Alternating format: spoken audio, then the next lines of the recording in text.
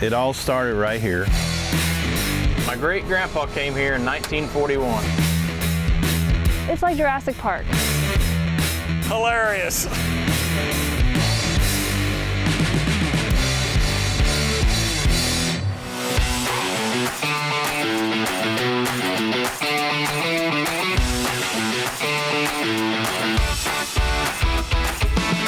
Hey guys, welcome back here to Cardinal Farms, back in our planter, planting some corn. This is a field that we strip tilled with the soil warrior. You've seen us in the last episode. We ran a soil warrior out here after cover crop wheat falling watermelons. Came out here and sprayed it, we killed the wheat, and now we're just coming in and planting in it. For you guys that don't know what the soil warrior is, it's a machine that we got the option to put fertilizer in. So it makes strips just where our row of corn is gonna be. I like the way the soil warrior works because it's just got your coulter blades. There's no shank. We could come in and refreshen them, come back in, run it on top, but I really don't see the need.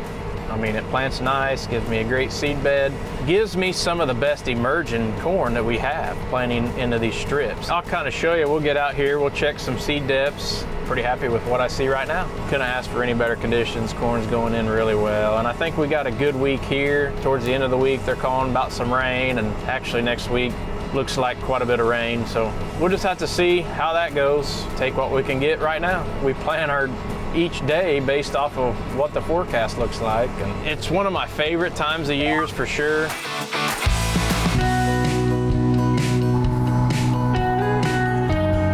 Here we are, I'm gonna check some depth, but I just kind of want to show you this seed bed. It's a pretty clean bed. I mean, I got the row cleaners just barely scratching. Yep, so right there she is. That one looks good. I'm gonna go over here and check another one. I think she's pretty good shape. Best way to get depth, I like digging it from the side. So I'm a little over 2 inches deep there. She's plenty deep. I actually may shallow her up just one notch. You know, I'm just in totally different conditions here in these strips. You know, got a lot better moisture here too. Right there he is. We got a good clean bed here. Don't disturb the soil structure at all. It's just a consistent bed from one end to the other. And with our sand, our loose sand, you know, this wheat gives us good cover. So I am right there at 2 inches, and that's where I like him. As Kevin said, pink, it's my favorite color. So basically this year we're running a lot of the same program, same planter. I did change up on tractors this year, if you guys have noticed. I was just kind of wanted to go back to tire tractors, and we went with these 360 tanks. If I'd known these things were going to be that nice, I probably would have traded a couple years ago.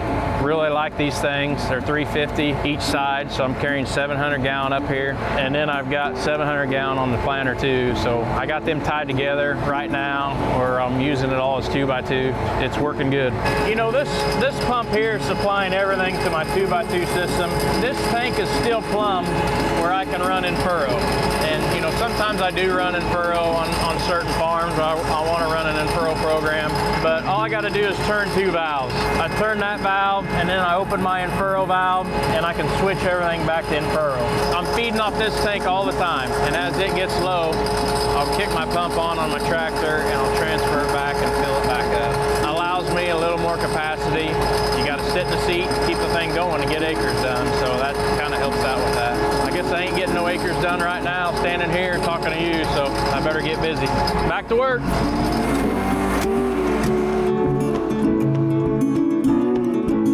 We're going to keep planting here, guys. Thanks for hanging out with us, and we'll catch up with you later and give you an update on how we're getting along here. I'm just Cassidy Million, and we're at Brooks Cardinals, and we are here today soil sampling. So the soil sampling we're doing today is specifically for soil health.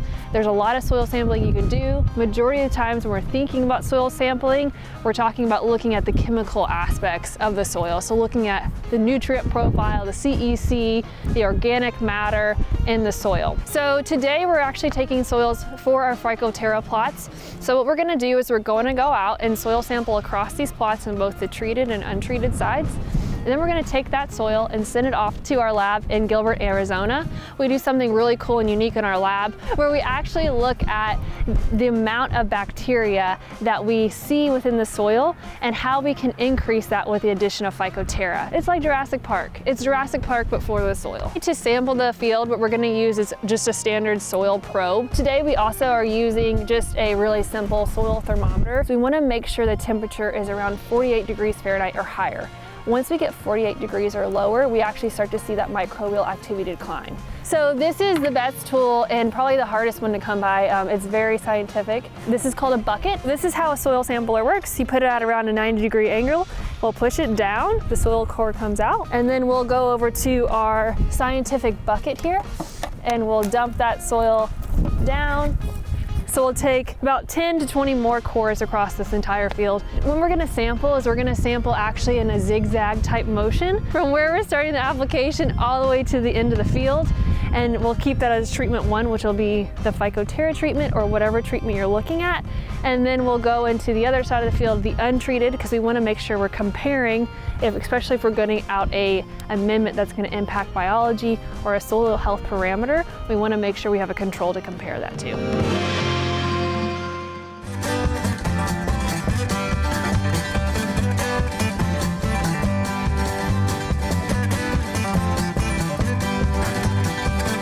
And it's just gonna turn me around? Nope, you gotta do that. Shoot, I gotta do work now. And pull this up. Yep.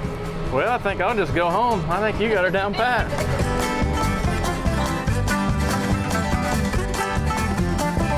You did a good job. Well, thanks. So, how many generations have been then here in this farm? Yeah. Me and my brother's a 4th generation, and then the boys, of course, are the 5th. My great-grandpa came here in 1941. Had no money, had nothing to his name. So we went and bought some equipment, and they wanted a down payment. And so he goes, I'll be back, I got the money at home. Well, he went to the bank. He refinanced that equipment to get the down payment. So I guess he mortgaged it twice is what he did just to get the equipment to start farming.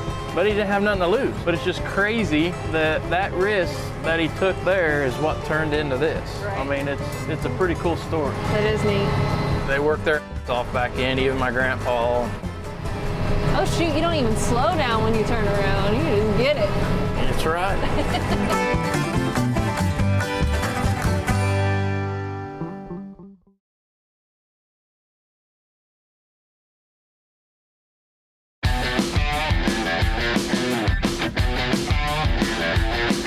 Everybody, kind of excited day today. Hopefully today is our last day of planting. Pretty decent year so far. Planted some beans this year. The corn crop, we held off till the temperature started warming up in May, and lo and behold, the weathermen were absolutely wrong like usual. The day after we planted, we got 3.5 inches of rain.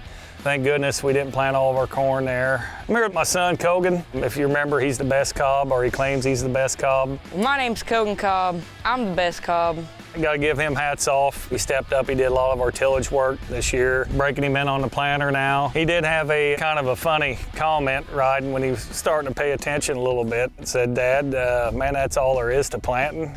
Pretty easy. The next day when he was planting, he had a tendency to change his mind on that. But growing pains of learning, I'm pretty excited, passing that torch down to the next generation. What you don't realize is I'm setting him up where I don't have to do anything the next couple years. We're planting a plot with Pivot Bio. This is our 4th year of doing plots for Pivot Bio. So anytime you can put less commercial fertilizer down, it's better for the pocket of the farmer and definitely for the environment. So this field is kind of special to Kogan. Why don't you tell about your, not last year, but the year before experience in this field? Absolute wonderful experience in this field. All right, so I was around the combine right over there. I ripped the belt and I overloaded the shivs and I completely packed full combine with corn. So what he's saying is we found out roughly how much capacity that a Case IH 8230 combine can hold on the internal parts of it. And we figured it was about 300 bushel of corn was crammed in that combine. It's kind of memorable, now, at the time it was Dad was a little excited with him, but but now we sit back and we giggle about it. It's kind of funny, you know, stories he could tell his kids. The funny thing is, no matter what, every time he comes down past this field there, he'll always remember the 5-foot pile of corn that we had to dig out. Kogan, you're gonna finish planting this, and we got our special guest, Joe Dedman, the corn whisperer, with us from Monty's. So you ready, bub? I guess so. All right, let's go.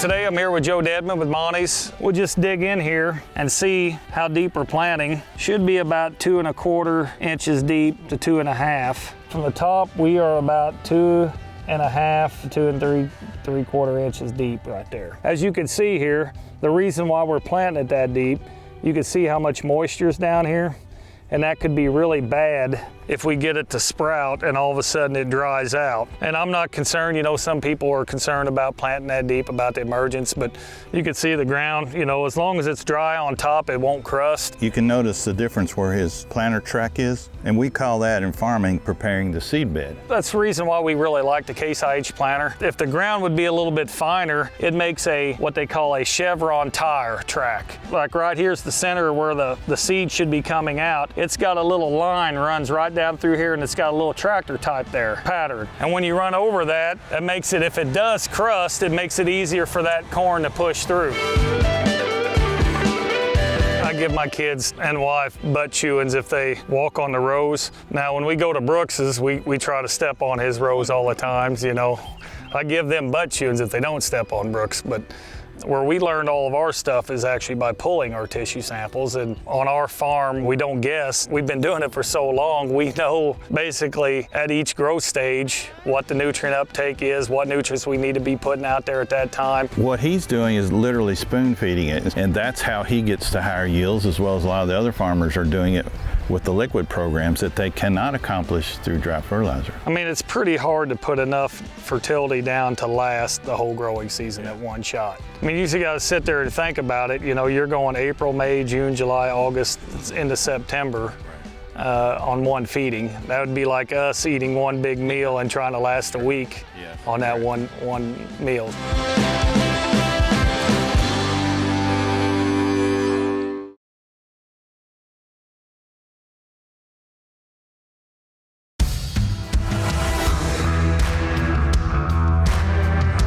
We have a group called the MAC, Midwest Advanced Crop Consulting, and we have a first-year group. Joe helps us with this, with Monty's on that. The beauty of the program, for me, we're now in the 4th year, and we had guys that started out that way, experimenting and not really understanding tissue sampling and soil samples and all this. But we've had last year probably 10, 12 or so of our members hit 300 bushel corn for the very first time. So that was a major accomplishment that they are really excited about using the liquid program.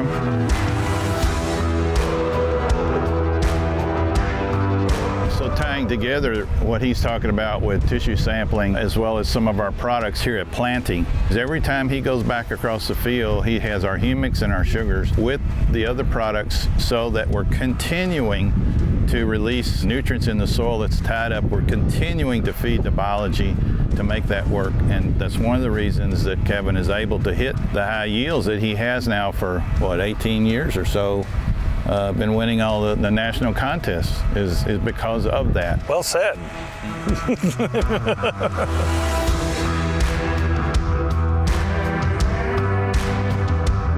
This particular instrument that we use in farming a lot of times is what we use to detect compaction that's in the soil. It's got a series of numbers, and those numbers are in PSI. If the soil is compacted into the red zone, which is 300 pounds per square inch, a seed cannot grow through that much pressure. As deep as he went, he still didn't hit the red. So here's where the tractor and the planter went. We'll see what the compaction does here.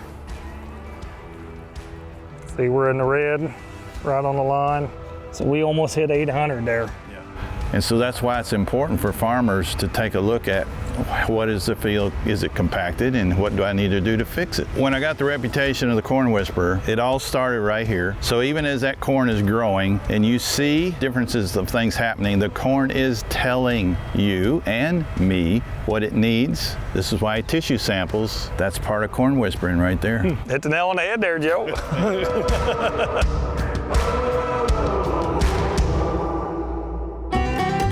We're planting corn, D-Kalb 6606, and this is a new hybrid. We got to see a little bit of it last year, and we were just thrilled to death with it. You see it in a red bag. This has the tricepta trait in it. And not only is it one of their top high-yielding hybrids, but it has that tricepta trait in, which will help us with this later planting with what we call earworm. So if you guys have gardens or whatever out there, you'll see at the tips of some of the corn will have just a worm eating the kernels. This here has a trait in it to help protect that. You know, it's a total package thing, and that's another reason why we love planting D-Kalb. Not only is it the best genetics, but they also bring us the best traits. Our big numbers this year is 68, 35, and 70, 45, the new ones. With the success we've had over the years with growing high-yielding corn, it is amazing that D-Kalb can come out almost every year with new genetics that are even better than the other ones, their older ones, year after year. So, you know, most companies might have one good hybrid,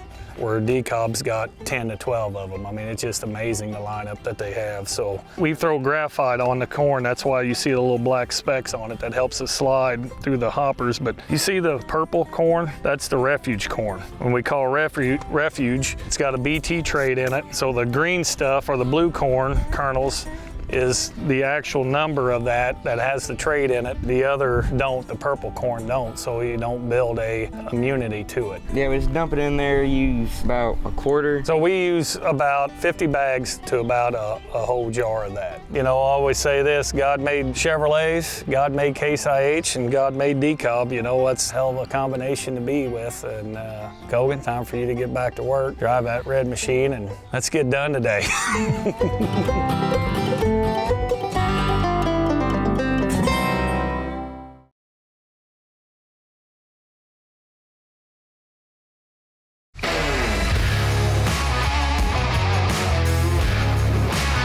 Wear yourself out, boy. Where you going, buddy? That's an immovable object.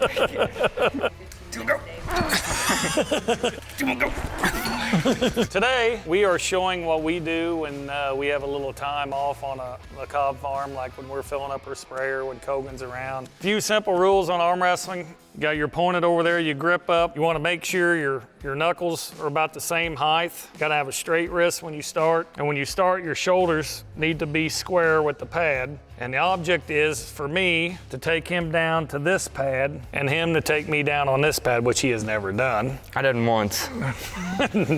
He's dreaming. There's things that can happen, like we could slip off on our hands, then they call for what they call the strap. So what this strap does, it ties our hands together where we can't pull away and slip. The funny thing is, one of our producers, Jordan, has challenged Kogan to an arm wrestling match. So on one side here in this corner, we got Kogan, the Perfect Storm Cobb. Coming in on the other side, Jordan, the Mastodon Bull. Uh-oh, winner! Go Bull! I don't know. Contestants here want to use the strap. I think Jordan might get one in on him. 2, 3. Uh-oh, we got a match. Oh! 2, 3. We got a match. Oh! 2, 1, go. We're the match. Oh, come on. Oh! Get set, go. Ooh. Uh-oh, uh-oh. Oh, 2, 3. Uh-oh, uh-oh, uh-oh. I couldn't hang in there. Coming from the great state of Wisconsin, Jared, the bush monkey, taking on the Mastodon Bull. Here we go, here we go. Uh-oh, here we go. Oh, winner!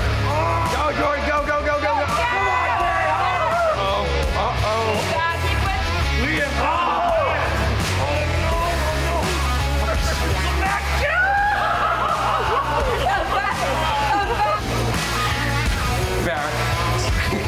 Really? It's gonna be 3 against 1 here. Oh, you're not!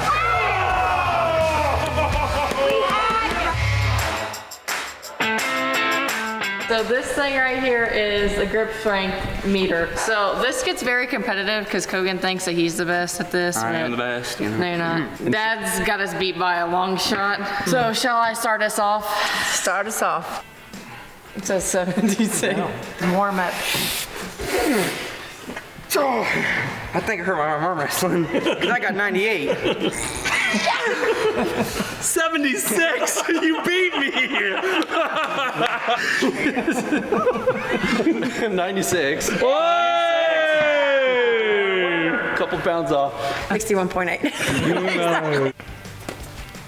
It was like you were taking it. It's only 169. But 197, I think, was my high. I can't move my right arm or my left arm now. I don't know if anybody here is not hurt.